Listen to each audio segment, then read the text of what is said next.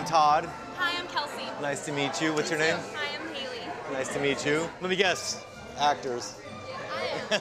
My name is Jonathan Todd Harris, but when I moved to LA, there was an agent named Todd Harris, and we would get each other's phone calls all the time. So I actually decided to invoke my first initial to differentiate. Rolling. And action. I figured out in college that I liked producing. I realized I wasn't going to be an actor as much as I liked it. I didn't have the discipline. I don't think I had the toughness for all the rejection. Not that producing doesn't have rejection. It's like a sentence or two. Yeah, and only one sentence is all it's needed. Okay. Or actually two would be better for the My name? All right, I'm working on it. I got a job in between years at business school, and most people were doing, $1,000 a week jobs at Morgan Stanley. I was down here reading screenplays. It was so long ago, I used to write my coverage by hand and then type it up on my manual typewriter and fix my mistakes with whiteout. I spent some years getting my sea legs, and I finally found a script called Denise Calls Up.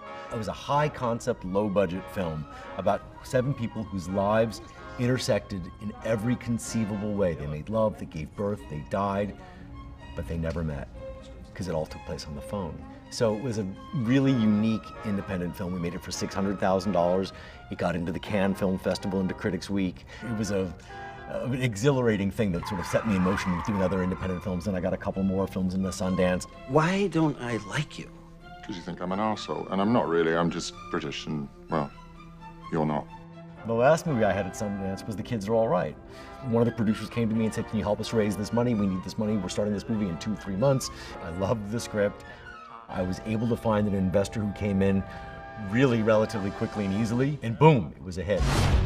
Each of my moms had a kid with your sperm? Liking both of them. Uh-huh, liking gay. Right on. Cool, I love lesbians. Great. I get it. What's become clear is the prevalence that brands have in the entertainment marketplace. It's not just Batman, Spider-Man, Iron Man, and Superman.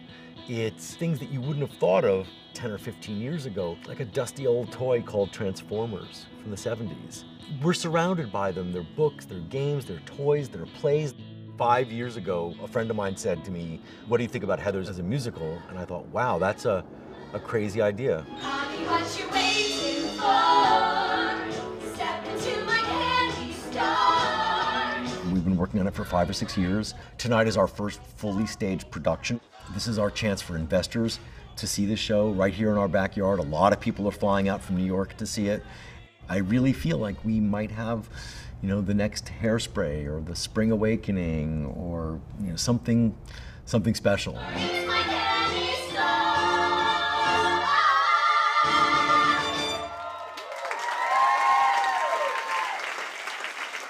It's the Wild West. There's so many exciting brands out there that I think that, some of them are appropriate for TV, some of them are appropriate for theater, some of them are appropriate for the movies, some for web development. And a big part of producing is going out and getting exciting intellectual property and controlling it and adding value to it. Senores, this is a nonsense. This is Monte Carlo.